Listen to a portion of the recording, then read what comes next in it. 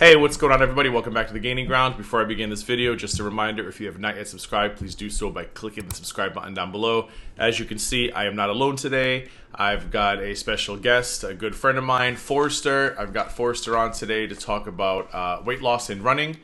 He is a success story. He has lost a good amount of weight, and he's done it through being an active runner. So since I am technically a weight loss channel, well, I'm a lot of things these days, but I'm still sticking to the weight loss topics. I figured it would be a good video for those of you who may be thinking about running, want to get into running, you're nervous about running, you don't know how to start, and maybe his success story will get you out on the road. So welcome, Forrester. Thanks for coming today. So Thank you. Good to see you. Yeah, you too, my friend. So let's just get right into it. So some sensitive questions first. How much do you weigh now? And then I'd love to know, what was your heaviest weight before you started running? What was your heaviest weight when you started running? And like I said, where are you now? I'm at probably around the mid 150s, a little bit hot, mid to high 150s. Highest that I've ever been is in probably 220. When I started running again for this my current stretch to lose weight, I got up to 199. I didn't want to hit 200 again, so I'm comfortable. I'd like to get down a little bit more for race time if we have any races this year, but that's I'm comfortable where I am right now. So since you started running the second time, about 45 pounds? Yeah, about that. Yep. And I've lost a little bit less, a little bit more at one point, but yeah, about 45 pounds right now. And when did that start? When did your last running stint start? That was in 2018, basically mid 2018 that I really started to get back into it. So about a year and a half now, maybe. So why running? Why did you pick running? I hate the gym, for one. My dad growing up was a runner. He did the Boston Marathon. He was, he was a big marathon runner and all that. And so just him getting me into doing fun runs with his local running club back home in Rhode Island, that was a lot of fun. So I've always grown up loving it. So one thing I can do, just kind of get out there and do it versus going to a gym and dealing with a lot of other people, waiting on weights and all that. And that's never my thing. I grew up playing hockey too. So, being able to run was something I could do, especially sprinting, and now doing the long distance stuff. So it's something that I've enjoyed, and I know I can always just go back to it.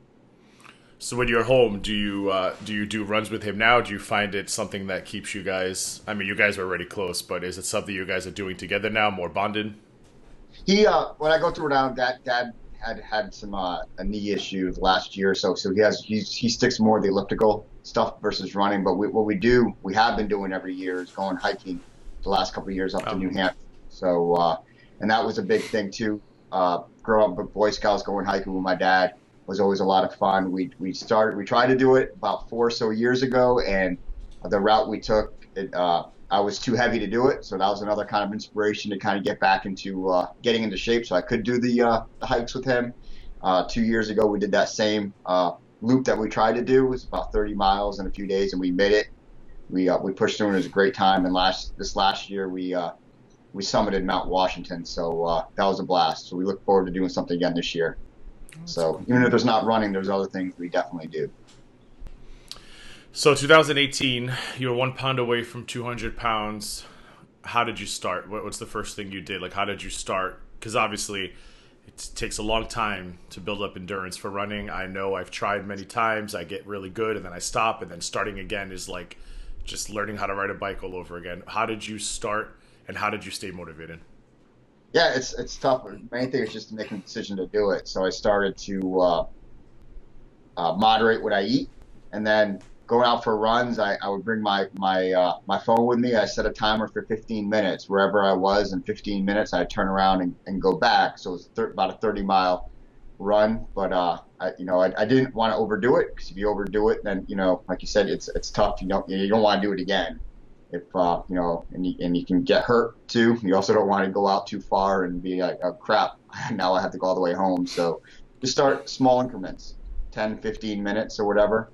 Don't even set a mile goal, just set a time goal before you turn around. I found that worked out for me.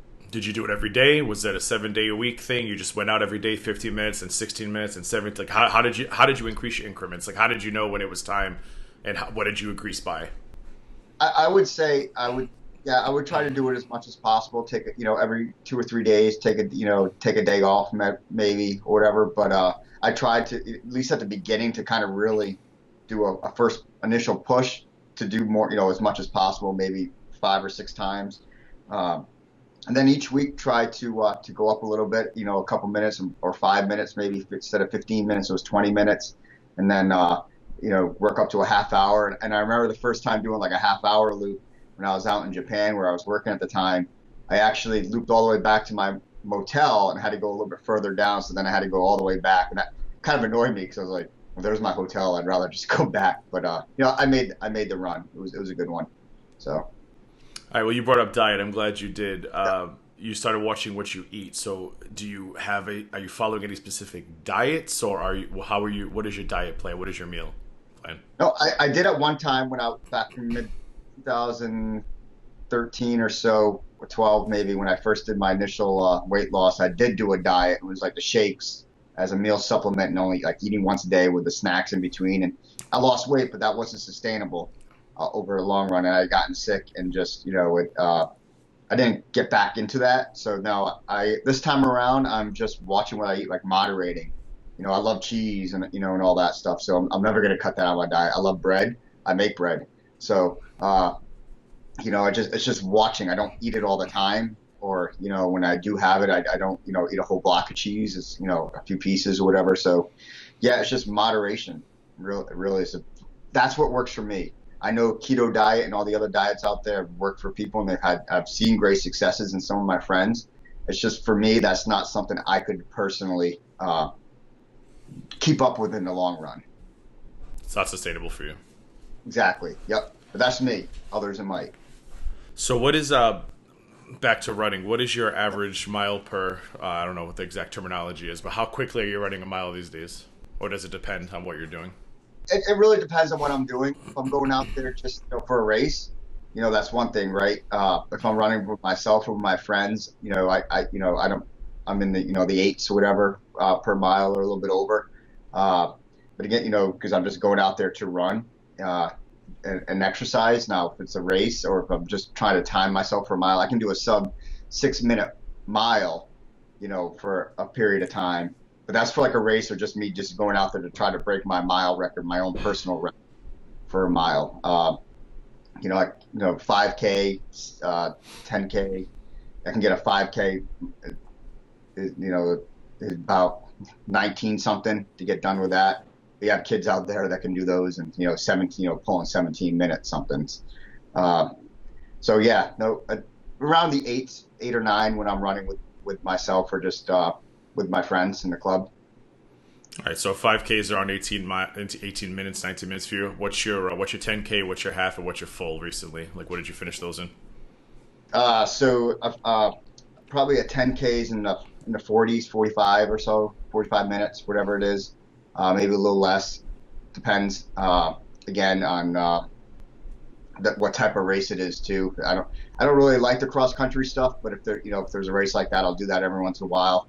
The half marathon is probably an hour and a half, hour and 45 minutes or so, and then I haven't really done a full one in the best of weather. We did the Marine Corps Marathon last year, and it came into like a little bit over 4 hours, but it was also a torrential downpour the whole time, except probably the last 4 or so miles. So it's kind, I know right there that added quite a bit of time to my overall finish. So I'd like to get it, a legit one in this year. The Marine Corps, I signed up for the Marine Corps. Hopefully it goes on.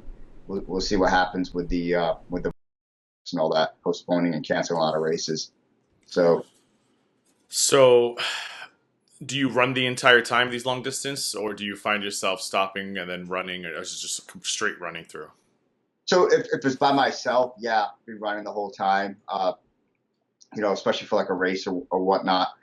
With the club, we run at different paces, and when we run together, it's like a social thing too. So some of us will be up ahead, and we'll we'll get to a certain point in an intersection, whatever. We'll wait for everyone else to join up, and then we keep on going. It's the same type run like that. So we're in no rush to get it done. And at the end, we talk by the vehicles before we leave and what have you too. So those type of runs with the club, it's not a time thing. It's more just going out there and having a good time with the people.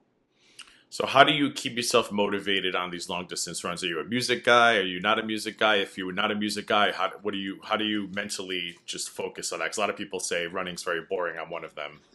Yeah, no, I got it. Yeah, when I first started back into running, I had like one of those old little nano iPods, whatever, that had still iTunes music on, and but then I just decided to try to at one point when I was working overseas to stop listening to music because just to see if I could do it, for a long period, and I do. Yeah, I kind of use my running as a time to decompress and kind of wipe the slate clean from my head and all that. So I can be thinking of a lot of things, but I can get it done without listening to music now. And then when I'm with the club, we talk throughout the run, so it that helps out too. We throughout the whole run we're talking. So all right, outdoor versus indoor. Oh, outdoor, 100%. I can't, like, it got to the point once I found out, especially that Strava doesn't, I think add the indoor runs to your overall monthly run. I don't even run indoors anymore. I'll just wait for the rain to stop or whatever if I have to. I can't stand inside track running. All right. I don't know. Sneaker endorsements. What do you run in, and how often do you change your sneaker out, and what do you recommend just in general for runners every 6 months? And what's the rule? What's the golden rule for runners and sneakers? I think it's around every 400 miles or so. They say to run, to switch them out. I go over that a little bit, especially if I'm overseas and I can run a lot more. I can get a few hundred miles in an actual month. So I'm not gonna be switching out shoes every month. But I like my Brooks. Got my Brooks glycerins. Brooks in general are probably the best, what I feel to be the best shoe. When I started running again, I did have a pair of Under Armours. They're nice looking. They're a good price, but in the long run, they weren't the best for my feet and all that. So I found a running store, and they have all different types, but they definitely highly suggested the Brooks. My dad highly suggested the Brooks, and then I found I like the glycerin. So now I just kind of go in and I'll get the same size and the same, whatever, when I update my shoes, just a different color, probably whatever version's out there nowadays, but I stick with them. So do you recommend even for the beginning runner to go to a running store, even if so people might think, oh, a running store, that's a little too much for me. Let me at least run a mile first, then go to the running store. Or do you think if you're going to decide to start running, that's the first thing you should do is go to a running store? I would definitely go to the running store. Yeah, they have a lot of these places. They have like a little treadmill, or even if they don't have a treadmill, they'll have an area they can kind of run in. And these guys are runners, or they're trained, to look at, to know about the running shoes and all that, so they can see how you do run, and they can help find the best type of shoe and match for you. They had me kind of run up and down the store a little bit, and I tried on several pairs of shoes. You can go to these other places, like it's a big box store, but is that person, trained in what they're doing? Are they runners? Or are they just kind of working an aisle, working a section in the store? I'd rather go to a place that, everyone in there is, pretty knowledgeable about what they have, the products they have. What about clothes? Do you care about clothes, or just for you, is it more about the shoes? For me, it's about the shoes. I love my Under Armour, what is it called? Compression shirts and all that, because I have a couple outlets nearby, so it's 50% off most stuff, the compression shirts and compression, the tights and all that. I always do wear a pair of shorts over my tights when I'm running too. For me, it looks a little weird if I didn't have shorts on, but probably. Yeah, probably. And then, for the, other than that, really just, I love wearing my Culpeper Running Club singlet when I'm out there running, if the weather's good enough for it. And for shorts, I have a couple pair of running shorts, and the rest of I rely on my old Marine Corps Silkies to get me through it. So the Marine Corps Silkies. Yeah, shorts, but shoes are the most important. I'm pretty sure there was a name for those from a friend I used to have was from the Marine, but I can't say that name on camera. But I don't know if you're aware of that name, the Catch Me. Oh yeah, Yeah, yeah, yeah, yeah. well, yeah. Yeah, Just Google "catch me shorts" for the Marines, and that's you'll that's finish it on Google. that's another reason why I wanted to be fast. Yeah, just Google "catch me shorts Marines," and you'll know what I'm talking about. Yeah. Critics, a lot of people will tell you don't run. It hurts your body. It ruins your joints. You'll be older before your time. Do you think that's the case for everybody? Or do you think everybody's body's different? Like, do you think some people are just not supposed to be runners? Others are supposed to be runners? Are there warning signs you should look for in your body where if you start to run, obviously you're not a doctor, but do you Yeah, think that running's for everyone? You just have to listen to your body and do it correctly? yeah, exactly. What you said, just listen to your body. Not everyone's a runner up.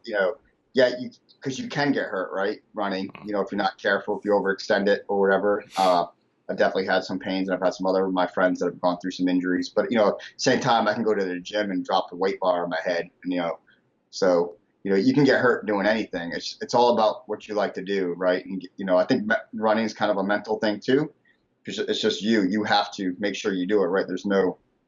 There's really nothing automatic helping you out in it unless you're running on a treadmill. Obviously, you need to keep up with it so you don't fall. But yeah, I think for the critics, yeah, it's not for everyone. I like to tell like it's like an IPA, right? You either love it or hate it. I love IPAs, so maybe that and I love running. I don't know of anyone that says yeah they kind of like running or they kind of like IPAs. You either love them or hate them, and it's just kind of finding what works for you. All right. So speaking of what works for you, before I let you go, if anyone's out there watching and they want to get started, they don't know how, advice. Advice, just for one, try it out, see what you like, and then if your area has a running club, I highly suggest getting into one. I got very lucky that there was a local running club that started back up a little bit before I started running again. It's a great way to meet a great mix of people that can help and motivate you and encourage you along. I have my wife and my family have also been very encouraging to me. But it's great having people out there to run with, sign up for races, and we can be there for each other. So I would definitely look for a running club for to see if there is one. Some of them have membership dues. Mine does not. It's totally free, so it's great. And we just meet up and run. That would be the first thing. Does your Main thing. club have different paces? Like, is it for everybody? Because I think a lot of people are intimidated by that too. They think running club, I'm just starting. I'm going to be running by myself. Yeah. Oh yeah. No, definitely. We have a lot of different paces, and and my pace too can can change depending on who I'm running with too, right? If I'm running, if there's a bigger group and we have some of the faster ones, I'll run up with them. If it's small, maybe one or two, and if it's someone that runs at a slower pace, I have no problem at all going at a slower pace because I want to run with them. It has nothing, you know what I mean? I can go out and run on my own if I want later on, but really your speed will come just from running. You don't have to sprint the whole time. You'll see your pace get better and better as the more you run. So don't even worry about if you're doing a whole week of a slower pace because you're running with somebody else. That doesn't matter. Your time will get there. All right. So number one, running club. Probably number one is just get out there and do it, even Yeah, without a running exactly. club, right? But Yeah, a running club will help. I think it will definitely help, but not everyone's social, right? Yeah. Not there are like we have seen people around the park that we go to. Like, hey, you should think about joining the running club. We see you running a lot, and some people, it's just not for them. They don't want to do it. And I've talked to my neighbor probably 2 or 3 times about joining, and they don't, and that's fine, right? Because she'd rather maybe her schedule precludes her from doing it too. But at the Well, same for time, some just people, like you said, running could just be a very de-stressed mental exactly. unwinding, and they don't want to have to talk to you for 3 miles. They just want to run. Yeah, exactly, right. So it's not for everyone, Yeah. but if it is, it's a great way to get into it. But like you said, just get out there and do it. It's a lot of fun. I enjoy it. It's not for everyone, but it's a good way, I think, to keep your weight off. Allows me to eat what I want, and stay healthy. So just get out there, make sure you have the right equipment, listen to your body, join your running club if you can, if you want to. Not everybody has a running club in their area. But if you do, think about it. If not, just get out there and do it and just make sure you take it seriously. I think a lot of people probably just think, oh, I'm just going to go for a run. They put on their crappy sneakers. Listen, I did a half marathon last November. No training, horrible sneakers. miles 8 through 13. Every step I took felt like my feet were going to shatter right in the middle of Las Vegas Boulevard. So yeah, I definitely will concur with that advice. Yeah. After that marathon, I went and bought, well, my sister bought me a pair of Brooks for my birthday. And I definitely, when I, few occasions I go out and run, although I should start doing it now, the gyms are closed. It does make a huge difference. I think I was running in, I don't even know what they were. They were just, I bought them at a bargain basement store. And it was about, I think it was about mile 7 or 8 is when I literally felt like every tiny bone in my feet were just going to shatter. Every time I hit a crack in the boulevard, every time I hit a reflector on the boulevard, I was like, my feet are just going to shatter. So Oh, you need definitely. good sneakers. And I just picked it up, the little muscle massager or whatever Is that roller. a roller? Yeah, it's a roller. I lay on the floor. I also have a handheld one. Is that for your feet or? This is from like my calves and everything, and I have an actual handheld roller. I didn't bring it up here with me, but a handheld roller. I like to use those because if you run, you're going to start to get pains in your muscles, and that will help. These help decompress. My sister-in-law is a massage therapist, and I've gone from almost basically in tears from her just doing a light massage on me because of me not rolling, to now I can withstand any the massage itself. So it was nothing that she was doing. It was just me not taking care of my body. So these type of things work too. Well, that's a good point. Stretching is also very important before you run, before and after you run, probably, right? Exactly, 100%. Yeah. So that's a way to make sure you don't get injured. Don't run out there. Don't go running with cold muscles. You got to warm your muscles up. Yep. Exactly. Stretch them out. Stretching is very important. Any exercise you do, stretching is very important, but especially running, because running is a high impact exercise, at least for 100%. your legs and maybe not your upper body. Although I guess if you're a bigger person, like when I run, I can definitely feel my upper body jiggling a lot. So, I mean, obviously your legs hurt more, but there are times where I'm running and my upper body's like, ow, probably because I have a lot more weight to carry. But hopefully not for much longer. So anyway, I'm gonna go ahead and end this. Forster, thank you very much for coming on the channel. I hope this helps some people out there who are following my weight loss journey and are looking for alternatives, especially now with the plague going on and gyms are closed. This is a great way to still at least get out and do something.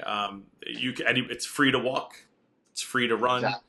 You don't have to pay anything. You don't need a gym to get out there and run. And if you're still worried about strength training, you can run a mile. You can pull over on the side of the road, do some push-ups, do some squats. So there's a lot you can do outside while you run. So don't use it as an excuse. Oh, the gym's closed, I can't do anything. No, you can still get outside. You can do your cardio. You can do your strength training, body weights. You can put ankle weights on. I don't know if you recommend that for running, but I mean, so I do see a lot of power walkers down here in Florida over 60 with little ankle weights and wrist. There's no excuse. Get out there and just do it. Yeah, exactly. So again, thank you very much, Forrest. I appreciate it. I do have Forrest's Instagram handle down below his picture. If you want to follow him, he's got he chronicles his running. If you want to send him any messages with any running related questions, he is a happily married man, ladies. So I'm letting you know right now, those messages will be ignored, and his wife might come after you. She cray, and I don't blame her. I would be too. So make sure you guys, keep it clean. But he's open. He's a busy guy, but when he can, he'll check his messages. And if you want questions about equipment, pacing, anything running related, feel free to contact him. His Instagram handle is down below. So as always, thank you for watching. If you haven't subscribed to my channel, please do so by clicking the subscribe button down below. Give this video a thumbs up. Give my channel's thumbs up means you like my bam. Try that again. Giving my videos thumbs up means you like my videos. If you like my videos, my channel grows. And of course, feel free to share this video and others on social media. I've got all my social media links down below. And as always, thank you for subscribing. Thank you for liking. And most of all, thank you for watching. And until next time.